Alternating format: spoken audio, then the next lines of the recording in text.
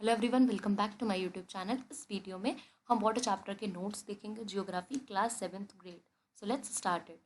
सबसे पहले ये जो छोटी सी चीज़ जो डिड यू नो बॉक्स में है, मार्च 22 को हम सेलिब्रेट करते हैं वर्ल्ड वाटर डे, जहाँ पर हम वाटर को कंजर्व करने के लिए बहुत सारे जितने भी स्कीम्स वगैरह है, जितने भी सब कुछ हम चलाते हैं, ठीक है, तो उन सबको फॉलो किया जाता है।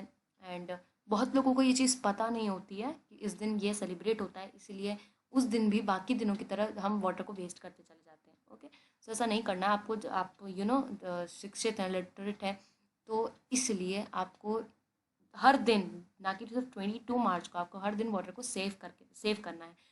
ओके, एंड ये चीज़ आपने साइंस में भी पढ़ी है। सेम 22 मार्च को हम वर्ल्ड वाटर डे सेलिब्रेट करते हैं, इस पर भी सेम चैप्टर है। Okay, so let's start it. सबसे पहले टेरेरियम का मतलब यहाँ पर आपकी बुक में दे रखा है कि ये क्या होता है। ये एक आर्टिफिशियल एनक्लोजर होता है, एक छोटा सा ये हाउस होता है जिसमें आप छोटे छोटे प्लांट्स को रखते हो। अब नेक्स्ट चीज़, हम यहाँ से हमारा मेन चैप्टर स्टार्ट हो रहा है। जो सन की हीट होती है, कॉज इवापोरेशन, सन की हीट की वजह से वाटर इवापोरेट होता है एंड वाटर वेपर्स बनते हैं, जो फिर वो वाटर वेपर कूल डाउन हो जाते हैं, कंडेंस हो जाते हैं और क्लाउड्स बना देते हैं। ये जो प्रोसेस है ना, यहाँ से यहाँ तक, इसको लिख लेना खुद से, इतना तो लिख सकते हो ना, इसको लिख लेना इवापोरेशन। फिर व्हेन द वाटर वेपर, यहाँ से यहाँ तक जो वाटर वेपर ठंडे हो जाते हैं, हवा में जाएंगे, ठंडे हो जाएंगे एंड फिर उसके बाद कंडेंस हो जाएंगे, आपस में चिपक जाएंगे। तो फिर ये जो प्रोसेस होता है, ये कंडेंसेशन का प्रोसेस होता है। एंड फिर यहाँ से इट में फॉल डाउन, हमारे ज़मीन पे या फिर सी पे ये गिर जाते हैं बारिश के फॉर्म में, स्नो के फॉर्म में, स्लीट के फॉर्म में, हेल के फॉर्म में, ठीक है। तो इसको हम कहते हैं प्रेसिपिटेशन। ये 3 स्टेप्स हैं, इसको आप लिख सकते हो एंड लास्ट में लिख देना this is known as a water cycle.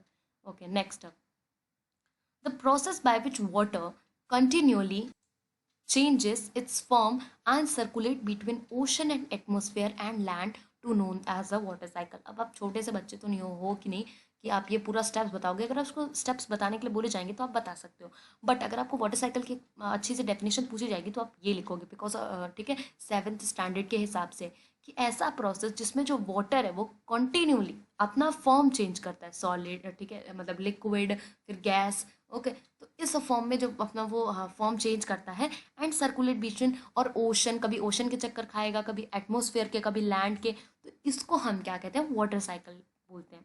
Okay, इसी तरीके से जैसे मैंने आपको बताया, अगर इसी तरीके से हिंदी में बोल बोल कर आप इसको समझ के लर्न करोगे तो यह डेफिनेशन आपको बिल्कुल हार्ड नहीं लगेगी। एंड अगर आपको वाटर साइकिल का बनाना है तो कुछ इस तरीके से आप वाटर साइकिल का बना सकते हो, यहाँ पर जिस तरीके से आप फोटो में देख रहे हो, ठीक है। क्या इवेपोरेशन है, ट्रांसपिरेशन से भी वाटर ऊपर जाता है, देन कंडेंसेशन होता है, then precipitation. Our earth is like a terrarium, यहाँ पर आया ना वर्ड टेरेरियम, ये अगर आप लिख देते हो ना अपने आंसर में तो ये भी एक अपने आप में बहुत अच्छा पॉइंट होगा। The major source of the fresh water are the rivers, pond, springs and the glacier. जो फ्रेश वाटर का मेजर सोर्स आप लोग को पता है, रिवर से, पॉन्ड से, स्प्रिंग से या फिर ग्लेशियर्स से जो है हमारा फ्रेश वाटर आता है। The ocean bodies and the seas contain, जो ओशन बॉडीज होती हैं उसमें भी आपको पता है कि क्यों हम उनको नहीं कंजर्व वो कर पाते, मतलब हम उसको कंज्यूम कर पाते, क्योंकि उसमें बहुत ज़्यादा सॉल्ट होता है, सॉल्ट कंटेन होते हैं वो, ठीक है। Most of the salt is sodium chloride, and सबसे ज़्यादा सॉल्ट, जो सॉल्ट को ही हम केमिस्ट्री की भाषा में सोडियम क्लोराइड कहते हैं। ओके, और ये कॉमन सॉल्ट होता है जो कि आप खाते हो, ठीक है, अपनी डेली लाइफ में। The water in the ocean is salty or saline as it contains large amount of the dissolved salt, sodium chloride or the common table salt that you eat। ये सेम चीज़ यही लिख रखी है, बस यहाँ पर आप फोटोज देख सकते हो कि किस तरीके से सॉल्ट फॉर्म होता है। Okay, next, distribution of the water on the earth. Earth पे हमारा वाटर किस तरीके से डिस्ट्रीब्यूट है। Okay, about 3/4 of the earth surface is covered by the water. ये बात आपको पता है कि अर्थ का आधे से ज़्यादा हिस्सा वाटर से कवर है। ओके, ओशन ने इतना परसेंट ऑफ वाटर कवर कर रखा है 97.3, जिसमें से ऑब्वियसली बात है, इसको हम ओशन वाटर एंड या फिर सेलाइन वाटर भी कहते हैं, सॉल्ट वाटर। नेक्स्ट है आइस कैप्स। आइस कैप में सिर्फ 2%, देन ग्राउंड वाटर में सिर्फ 0.68%, देन फ्रेश वाटर लेक्स में 0.009%। आप अपने बुक के डेटा के हिसाब से भी इसको देख सकते हो। एंड जो सीज होते हैं, आइलैंड के सीज होते हैं, जो सॉल्ट लेक्स होती हैं, उसमें भी 0.009%। एटमॉस्फेयर में तो बहुत कम अमाउंट में आप वाटर प्रेजेंट होता है, 0.0019, एंड रिवर्स में होता है 0.0001। ओके, एंड इतना ही वाटर जो होता है आपका फ्रेश होता है, एंड ये तो आपका सेलाइन होता है। अब आप देख सकते हो अगर आप इन सबको प्लस करो ना तो ये भी बहुत कम निकलेगा, एंड 97 से। ओके, नेक्स्ट है मूवमेंट क्या होता है। Unlike the calm waters of the ponds and the lakes ocean water keeps moving continuously. ठीक है, अब जैसे पॉन्ड लेक ओशन में क्या होता है ना, वाटर जो आपको ऐसा लगता है कि वाटर बहुत काम है, ठीक है, बट वाटर क्या करता है कॉन्टिन्यूसली किसी ना किसी वे में, चाहे वो सॉलिड हो लिक्विड हो गैस, किसी न किसी वे में वो इधर से उधर मूव करते रहते हैं। ठीक है, चाहे वेपोरेट होकर फिर क्लाउड्स बन के करें, तो वाटर की मूवमेंट चलती रहती है एंड वो मूवमेंट डिफरेंट में होती है। ओशन करंट, वेव्स, टाइड, जो कि अभी आप पढ़ोगे, ठीक है, डिफरेंट डिफरेंट तरीके में वाटर अपना मूव करता है। तो यहाँ पर सेकंड पॉइंट सेम वही है कि वेव्स, टाइड्स एंड करंट्स। अब वेव्स क्या होती है, इस तरीके का वेव्स तो आपने देखा नहीं होगा, ठीक है, बट वेव्स बहुत ऊंची ऊंची जो लहरें लहरें होती हैं उसी को हम वेव्स कहते हैं। हिंदी में वेव्स को लहरें बोला जाता है। तो अब थोड़े से पॉइंट्स देख लेते हैं related to geography. When the water on the surface of the ocean rises and falls alternately मतलब जैसे ओशन से वाटर उठता है उसी तरीके से वाटर ओशन पे वापस आके गिरता है एक तरीके से, तो उसको हम कहते हैं waves. And earthquake, volcanic eruption या फिर अंडरग्राउंड जो वाटर होती है, अगर उधर कोई लैंडस्लाइड हुआ, ठीक है, can shift a large amount of the ocean water. तो बहुत वाटर जो ओशन में होता है, ओशन वाटर होता है, वो बहुत तेज से ऊपर उठेगा, राइज होगा एंड देन फॉल होगा।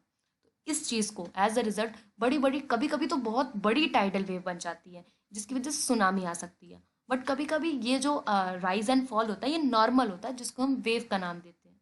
ओके, सुनामी आई थी साउथ में and south east Asian coast में आती रहती है, ठीक है, हैड कॉज्ड हैवक, बट दिसंबर 2004 में, जिसके बारे में एक स्टडी भी दे रखी है आपके बुक में, उसको आप पढ़ सकते हो। Next the Indira point in the Andaman and the Nicobar island got submerged after the tsunami. And एक इंदिरा पॉइंट भी अंडमान एंड निकोबार आइलैंड में जो कि सबमर्ज हो गया था सुनामी, सिर्फ सुनामी के कारण ये पॉइंट, अब आप इसको देखते ही नहीं हो, एक्चुअली एक तरीके से पूरा सबमर्ज हो चुका है। ओके, तो ये कुछ इंटरेस्टिंग पॉइंट्स आप लिख सकते हो वेव्स से रिलेटेड। अब बात करते हैं टाइड्स की। टाइड्स सो ब्यूटीफुल, ओके, जिसको आप देखते हो कुछ इस तरीके से आप फोटो में देख सकते हो। नेक्स्ट है the rhythmic rise and fall of the ocean current twice in a day is called a tide. ठीक है, जो राइज एंड फॉल होता है ओशन के वाटर का दिन में 2 बार, अब यहाँ पे दिन में 2 बार लिखा हुआ है बट आप वैसे देखते रहते हो, ठीक है, उसको हम टाइड कहते हैं। टाइड्स 2 टाइप की होती हैं, ठीक है, स्प्रिंग टाइड्स एंड नीप टाइड्स। यहाँ पर आप फोटो में भी देख सकते हो नीप टाइड किस तरीके से, स्प्रिंग टाइड किस तरीके से। अभी हम इसके बारे में ये पढ़ेंगे। अब चलो यहाँ से स्टार्ट करते हैं। स्प्रिंग टाइड्स क्या होते हैं सबसे पहले। Okay, during the full moon and the new moon days the sun, the moon and the earth are in the same line, the tides are highest, these tides are called the spring tides. अब क्या होता है कि आप यहाँ देख रहे हो इस टाइम पे जो न्यू फुल मून डे होता है या फिर न्यू फुल मून डे या फिर न्यू मून डेज में जो सन होता है, अर्थ होता है, मून होता है, ये सब लाइन में लगे हुए होते हैं। ठीक है, तो जो ओशन का जो पानी है वो सिर्फ एक तरफ, मतलब एक डायरेक्शन में खींचा चला जाता है, एक ही डायरेक्शन में फ्लो करता है, तो इसको हम कहते हैं स्प्रिंग टाइड्स।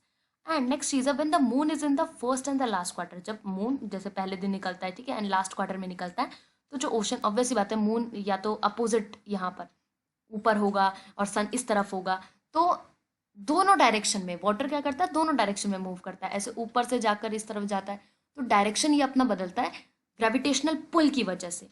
अब हम देख लेते हैं कि नीप टाइड्स में डेफिनेशन क्या लिखी हुई है। When the moon is in the first and last quarter the ocean water gets drawn in diagonally opposite direction by the gravitational pull of the sun and moon resulting in low tides, these tides are called neap tides. वही चीज कही कि ocean water जो होता है वो diagonally, मतलब ऐसे और ऐसे, इस तरीके से कुछ डायगनली वाटर जो है मूव करता है, एंड ये चीज होती है ग्रेविटेशनल पुल की वजह से। मून भी अपने तरफ खींच रहा है एंड जो सन है वो भी अपने तरफ वाटर को खींच रहा है, जिसकी वजह से लो टाइड्स बनती है actually. These tides are called neap tide, और इनको हम कहते हैं neap tides. High tides help in navigation, जो हाई टाइड्स होती हैं वो हमको नेविगेशन में भी हेल्प करती हैं। They raise the water level close to the shores, this help the ships to arrive at the harbour more easily. ठीक है, अभी क्या होता है कि जो अगर आपने शिप वगैरह ट्रेवल किया होगा, तो अगर वाटर लेवल बढ़ा तो जो आपकी शिप है ना, वो वाटर ही आपको हेल्प करेगी किनारे तक पहुंचने में। Okay, the high tides are also help in, high tides क्या करती है, फिशिंग में भी हेल्प करती है। जितनी भी फिश होती हैं, ऑब्वियसली बात है, वाटर किस तरफ मूव करेगा, सन की तरफ, मतलब आपके जो बीच का एरिया है, हार्बर का एरिया है, किनारे का एरिया है, उस तरफ। तो जब वाटर, जो आपकी टाइड्स है, जब उस तरफ आएंगी तो जितनी भी फिश वगैरह हैं उन सबको भी साथ में लेकर आएंगी। तो जो जितने भी लोग फिशर्स मैन होते हैं उनके लिए बहुत ही हेल्पफुल होता है कि बहुत सारी फिश जो होती हैं वो क्लोजर आ जाती हैं। The fall of the water, rise and the fall of water due to the tide is being used to generate electricity in some places. कुछ प्लेसेस पे ये जो राइज एंड फॉल होता है वाटर का, ठीक है, टाइड्स का, इससे लोग इलेक्ट्रिसिटी भी जनरेट करते हैं। अब आपको पूछा जा सकता है कि कुछ यूजेस बताओ आप टाइड के, तो उसमें आप ये चीज़ लिख सकते हो। ओके, नेक्स्ट है ओशन करंट्स। इस तरीके से आपको अर्थ में जो मैप्स होते हैं उसमें दिखाया जाता है ओशन करंट्स। इसको समझना अभी आपके जो लेवल है उसमें बहुत छोटे से मैं एक्सप्लेन किया हुआ है, तो हम यहाँ पॉइंट्स देख लेते हैं। Ocean currents are the streams of the water flowing constantly on the ocean surface in the different direction. different direction में जो water की stream है वो constantly flow कर रही है ocean की surface पर, बस उसी को हम क्या कहते हैं, ocean current कहते हैं। अगर आप इस फिगर में भी देखो तो देख रहे हो आप different डायरेक्शन में, ठीक है। जो आपके जो वाटर होता है वो मूव करता है बिल्कुल एकदम आराम से, ऐसा कुछ नहीं है कि वेव्स की तरह आता है, आराम से मूव करता है constantly. Ocean currents are of two types, दो तरीके की होती है, वार्म ओशन करंट्स होती है, कोल्ड ओशन करंट्स होती है। अब यहाँ पर दो ओशन करंट्स के नाम बताएं।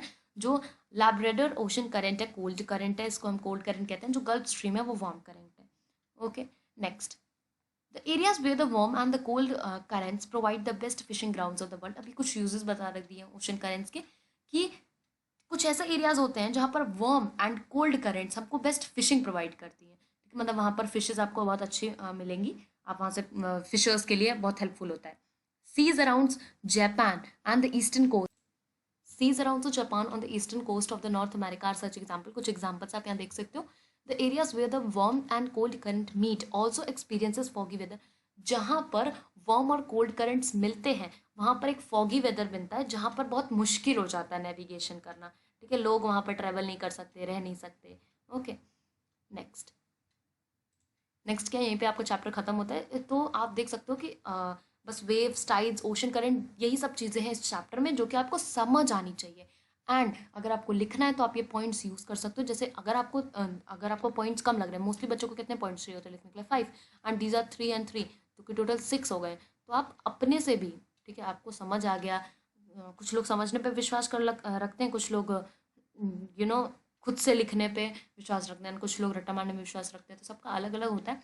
बट अगर आपने समझ लिया तो आप खुद लिख सकते हो, क्योंकि बुक में बहुत इंपॉर्टेंट पॉइंट्स हैं जो कि मैंने यहाँ इंक्लूड नहीं किए। अगर मैं इंक्लूड कर दूँ तो कुछ लोग बोलेंगे कि ये तो बहुत डिटेल नोट्स हो गया, ये हमें नहीं चाहिए, बिल्कुल भी नहीं चाहिए। और अगर मैं बहुत शॉर्ट नोट्स कर दूँ तो बोलेंगे कि ये तो बहुत डिटेल वीडियो है, इसको तो हम नहीं।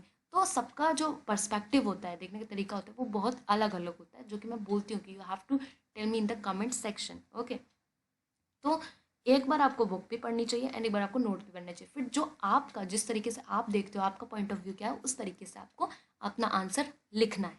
ओके, एंड अगर अपने दिल से अपने अपना आंसर लिखा है समझ के, तो टीचर भी उसको जो है करेक्ट पक्का करेगी। ओके, टीचर ये देखते हैं कि आपको कहाँ तक समझ आया।